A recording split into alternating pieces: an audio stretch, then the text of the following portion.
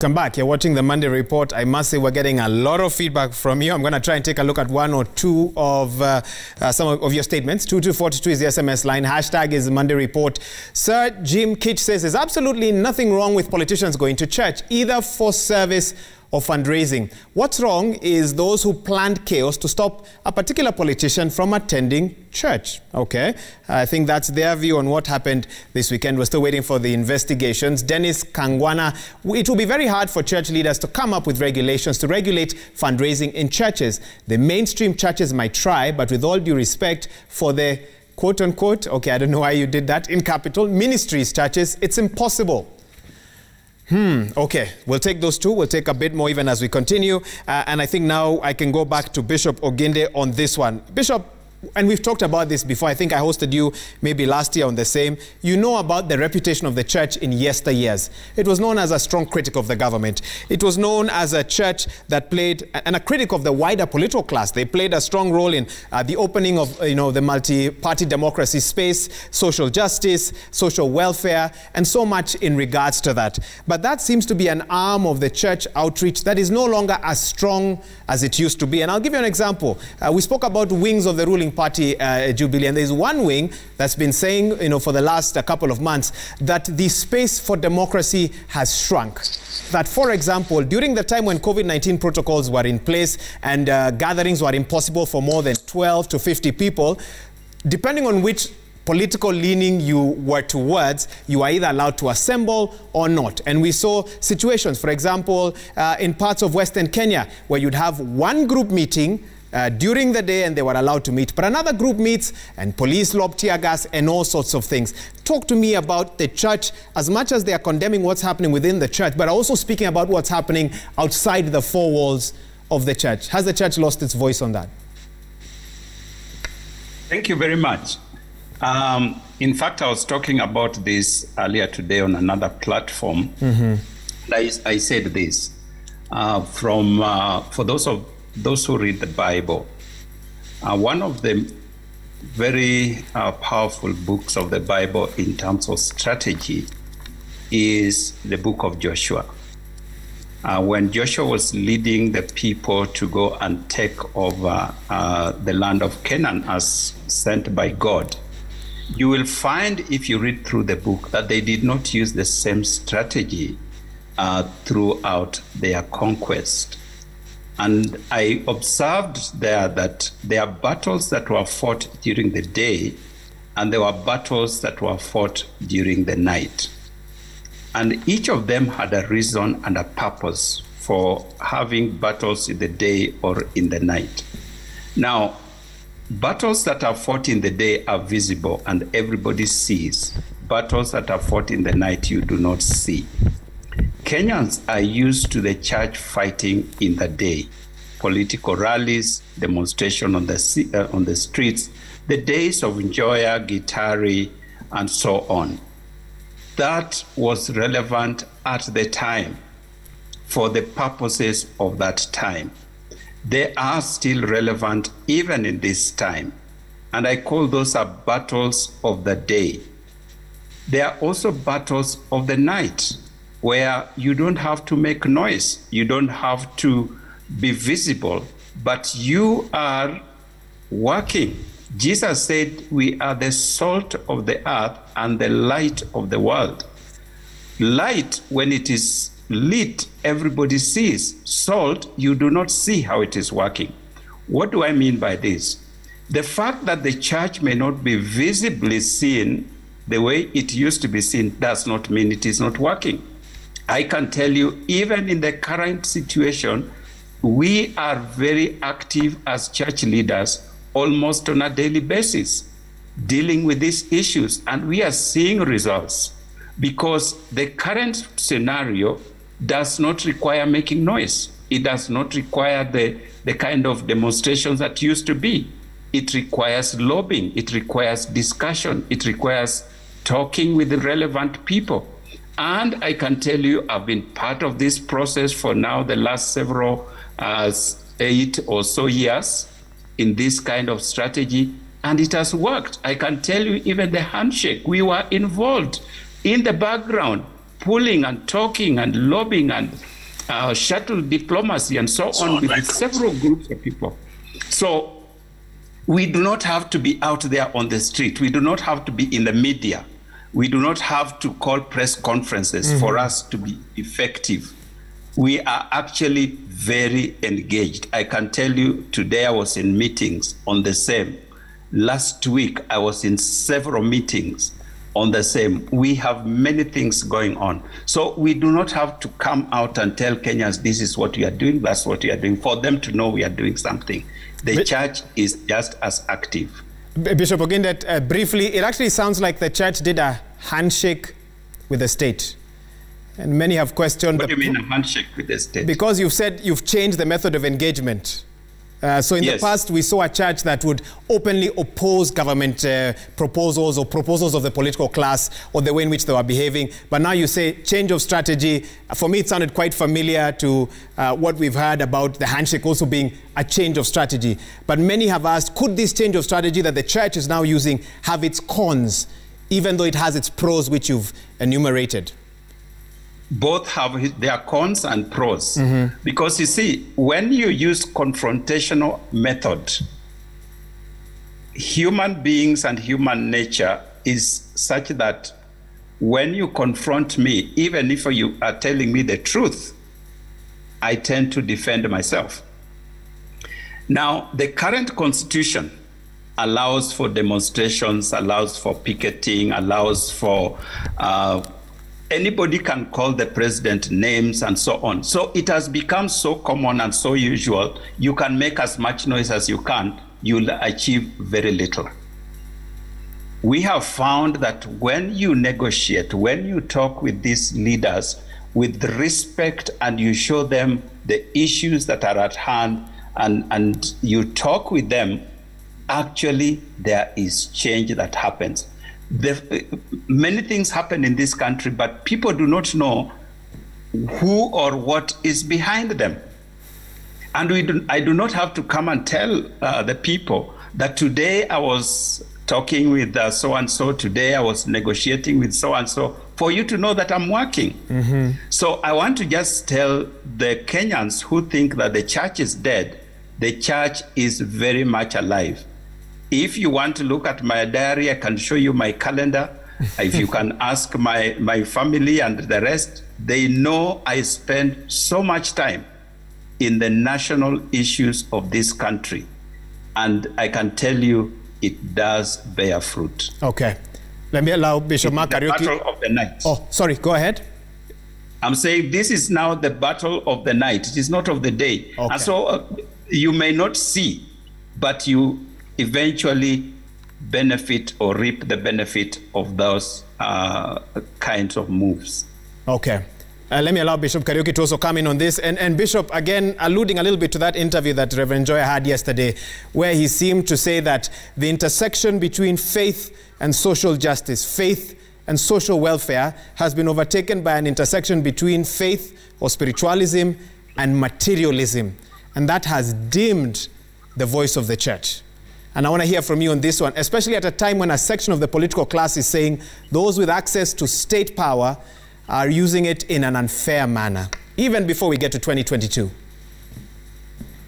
Well, first of all, let me say that I agree with my brother, Bishop David, 100%, that we've got to see the seasons in which we are.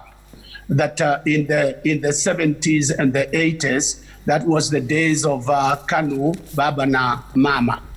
And the political voice had been silenced. There was only one political party. So the church played the role of the opposition. Now today, there is an opposition. But because it was put in the mind of the people, the mindset makes the people think that the church is an opposition party. It is not an opposition party, but the church will speak out openly. And as the bishop says, it is important to know that when there are things that you will do and you will not go public, and then the prayers that the people make, I think it is important for Kenyans to know that there are so many things that have been changed in Kenya because people have been praying. because people have been calling upon the name of the Lord. You think about the predictions that were there concerning the coronavirus, where they were saying bodies will be collected from the roads or from the streets. But people got into praying. And as a result of the praying, God has intervened and has delivered us from the predictions that were there. Now, when we come to the situation in the church, that the church is silent, it is important to know that the church is not silent, and the church does not have to speak on every issue. The church will pray and will talk to individuals, speak to individuals, so that there can be change. And then as for the church being bought. As for the church being bought, the church cannot be bought by money. The church cannot be bought by a politician. An individual may be bought, but the church cannot be bought. So it is important for us to know that the church remains the voice of God in a nation. And as the church speaks, it will either speak publicly or it will speak privately. The thing is getting the result. And I can assure you there's been very good result. There's been a lot of result as a result of what the church has been doing quietly and not underground, but quietly and in silence. Quietly and in silence there. Gentlemen, I want us to wrap this up and kind of understand and take a look forward, because we've really taken a look at what's happened in the past. We know that on the 10th of October, a National Prayer Day, National Prayer Breakfast should be taking place. And I think it comes at a very interesting time when the role of politicians in church and the role of the church itself in the nation is being questioned. In fact, on that day, a section of Kenyans might tune in just to see if the motive of those who will gather probably at State House can be seen genuinely, from what will be seen on that day. And I know that as clergy, you met the president and you gave a list, a memorandum, as you said, Bishop Oginde, of what you wanted to see. Maybe what would you say to Kenyans as, we count down to the 10th of October, but also what would you say to Kenyans as 2022 draws near? And clearly the church looks like it will be a prime hunting ground for votes. I'm worried that if things don't change, we might have this discussion again very soon. Where would you like Kenyans to focus on? Bishop Oginde, I could start with you. Let me say this. You have asked two things, one about 2022, the other one about 10th of October. 10th of October is a day that the president, out of his own volition, this was not an initiative of the church or the religious community, and this will be an interreligious prayer. When we went to visit with the president, he himself asked whether we could have a prayer day on the 10th of October. One, to give thanks for what God has done in the country during this COVID season. As Bishop Mark has pointed out, and all Kenyans know, things turned out much better than had been anticipated, than even the government prepared for. Yes, there are job losses, the economy was impacted, but in terms of deaths and infections, things turned out much better. And we started with prayer at State House. And so the president said, why don't we come back and give thanks to God for the way he has helped us? But secondly, we are still faced with a major challenge ahead of us in terms of restoring the economy, reviving the economy, and the politics that is there, and many other challenges that Kenyans are facing. And he himself asked, can the religious community put together a prayer meeting so that we can pray over these issues? And we are more than glad to do that. So that plan is underway. Prayer is our call to God, and it's our cry to God to come and help us. And the Bible tells us God has promised that if my people who are called by my name humble themselves and call to me, I will hear them and will answer them. I believe he answered our first prayer, and he will also answer this prayer. So I would like to call on all Kenyans, wherever you will be, when these prayers are called, please take time and pray for your nation. Don't be a spectator. Don't be criticizing on the side. You may not like the way I pray, the way the whole thing is organized, but talk to God on behalf of your nation. Cry out to him and ask him to intervene even on these issues that we have. Okay. I believe God will hear us. On 2022, we are in 2020. I want to plead with us again, Kenyans. We love politics. We started campaigning for 2022 in 2017. And we have been doing this politics all the way up to now. If you look at other nations, they do their politics of elections. I was in Rwanda when they were going for a presidential election the other time. I was there just a few months before election. You could not tell that any election is coming. Why are we Kenyans so agitated and so mesmerized by elections? I would plead with Kenyans, both as politicians and as ordinary people. Let us allow ourselves to do the work that needs to be done. We are coming from a very difficult situation with COVID-19. Mm-hmm. Let's put our energies in rebuilding the nation rather than on fighting over 2022. It will come, it will go. Leadership comes from God.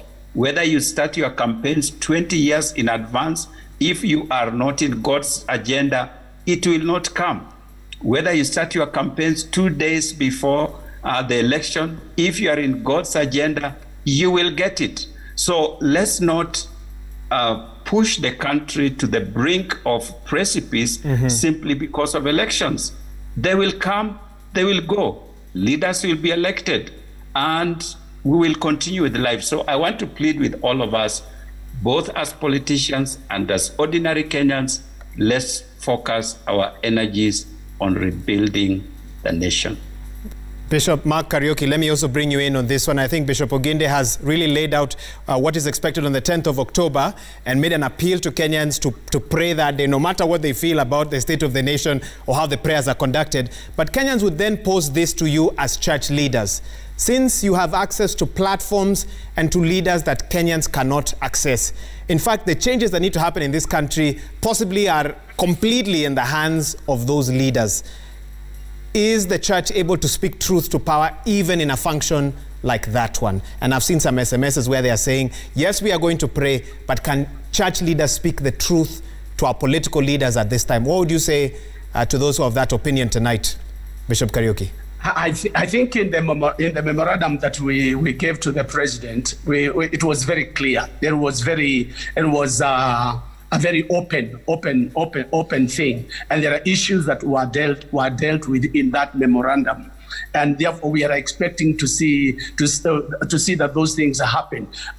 Some of the main problems that we are having today, even in the political realm, it is because of what we are seeing in the executive. The executive needs to come together, sit down, and agree, or come up with a statement and say, this is where we are. This is the situation where we are.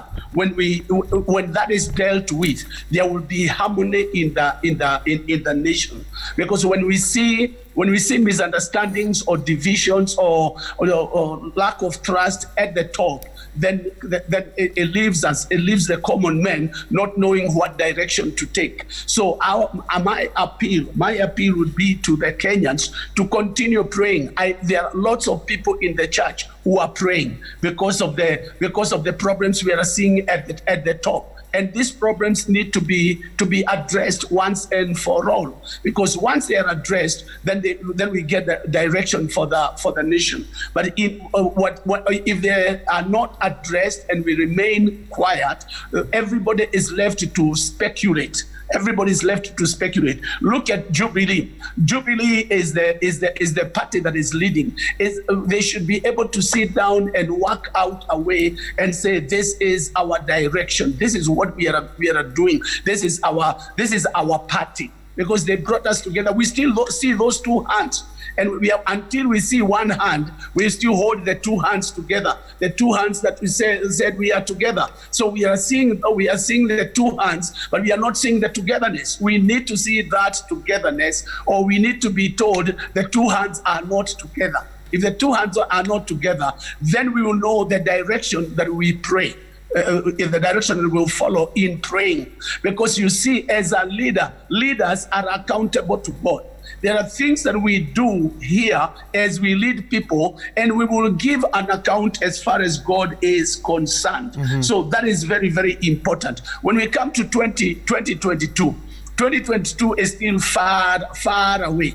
It's still far away. Let us calm down. Would ask our politicians to calm down. And when you look at that, you will find it is the people maybe who are working under the top leadership that are fighting for themselves, that the top leadership is out for the unity of the nation, but the people working under are fighting for positions, or where will I be when the time comes, who am I going to support, and all those things. We need to come out clear and also tell the people under us, I don't want you to go in that direction. I don't want you to do that. That should be said. And once that is said, there shall be harmony. How can two walk together unless they are agreed? They be in agreement. So, and there is no difference that cannot be sorted out. That difference can be sorted out, and we believe and trust that it will be sorted out as the saints, as the church keeps on praying and talking, praying and talking. It shall be sorted out, and we shall know the way forward. Okay. Then our young people. Is talk to our young people. Don't accept to be given money, 100 shillings or 200 or 500, even 10,000. 10,000 is not worth someone's life. Don't allow yourself to be given money to go and fight. To go and fight for somebody who will forget you as soon as they get whatever they are looking for. Let us have some dignity as our young people. Okay. I know we have the problem of joblessness. And that brings in a craving for money. But you can still have some dignity and say, I am not going to fight. I am not going to be involved in battles which are not mine and which do not benefit me and do not benefit the nation. When you listen to our politicians, they are looking for themselves. They are fighting for themselves, seeking for themselves. Yes. Let's get the eyes of our young people opened up and come to a point where they say, no, I will not go in that direction. Okay, I Bishop. am not going to fight. The president has been speaking and saying he wants an election, a nation where there will be no war, where there will be no ethnic battles after elections. That's what the president has been saying. Now we need to follow that, so that we see that there is unity, there is reconciliation. There is that reconciliation, and then we also need we will need to see change. We will need to see change in the opposition taking their rightful position, to bring in checks and balances in the government. That needs to be done, so that we don't have a vacuum. We don't have a vacuum, that the opposition is no longer there. Thank you, Bishop. Take your position and realize that job is God-given.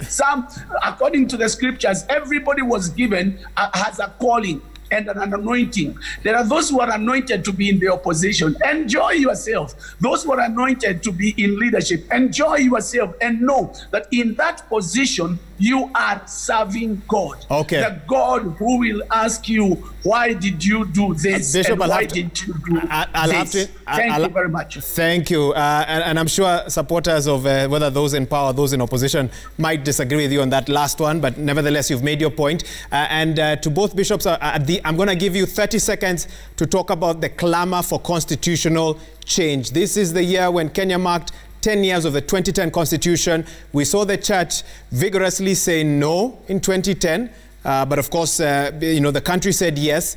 And we are now at a time when certain factions, one would say of the political class or a section of Kenyans, are saying it's time to think about constitutional change. I'll give you 30 seconds each to give your final word on that. But first, this is the feedback from Kenyans tonight. Let's start with Twitter. This is what you're saying online. We can have that up. All right, G. Gladino 11, you're saying the church is a place of worship and prayer for all people, including politicians. Let's just shun violence, respect each other's political space. All right, Carlos Oyoma, men of God should cease sitting on the fence. They are the people to act and stop politicians from misusing the pulpit and even help change the political conversation. That's from Carlos Oyoma. All right, and Lynn Pendo, you say leadership comes from God, so even if you start your campaigns 20 years earlier and you're not in God's agenda, you will not get it. If you're in God's agenda, 2 days of campaigning are enough to get you there. I think that's a quote from what one of our bishops said. Okay, someone has said something interesting here on 22422. Wahiga, I've never had such awkward stories in mosques or temples. The church really has to evaluate how and what the politicians speak and offer and why they come to their places of worship. And that's food for thought for you tonight. I did see an interesting one, if I'm able to pull that up, from an organization called KCPF, that's the Kenya Christian Professionals Forum. They had an interesting one that I now can't quite seem to. If I get it before we finish, I'll read it out for you. But I want to give our bishops 30 seconds because we've gone beyond our time to weigh in on the clamor for constitutional change. BBI, we have been told a report should come out any time now. What do you want Kenyans to think about as they await the release of that report? And Bishop Kariuki, I could start with you on this one. 30 seconds, please. Thank you very much, Maura. When we had the constitution we have today, there are issues that we said as a church that needs to be looked at, and they need to be looked at. But we need to ask ourselves, is this the right time? It is true the constitution needs to be looked at, but we need to ask ourselves, is this the right time? Do we have the right climate? Do we have the right, do we have the finances? Do we have the political will? Is it going to discuss on issues concerning Wanjiko? Is it going to help the common man? Or are we doing it for a few? These are issues that we need to look at, and then once we look at that, then as a church we will also find out from the BBI report, are the issues that the church spoke about included there? If the issues are not included, then we shouldn't. Then it's no need. Okay. Now, talking about politicians running to church, remember Kenya briefly, is over 80, maybe 82 or 84% Christian. So the churches will be more than the mosques and the temples. Therefore, there will be numbers in the church. You cannot disregard a politician thinking that there are votes in the church. And it is true there are votes, but that can be avoided. But what we need to do is, with our numbers, even us as a church, we need to come together and say, this is the direction that we are taking. So for the constitution, let us answer those questions and wait and see the report in the BBC, in the BBI. When we see the report, then we will be able to say, yes, we can do it. Yes, we will not do it. Thank you very much. Thank you so much, Bishop Mark Kariuki. And Bishop David Oginde, your last word on this, BBI related? Thank you very much. I think our problem in Kenya is just one, that we politicize everything. When the whole issue of BBI came up, we really supported it because it brought some sense of normalcy and peace at a time when the country was being torn apart.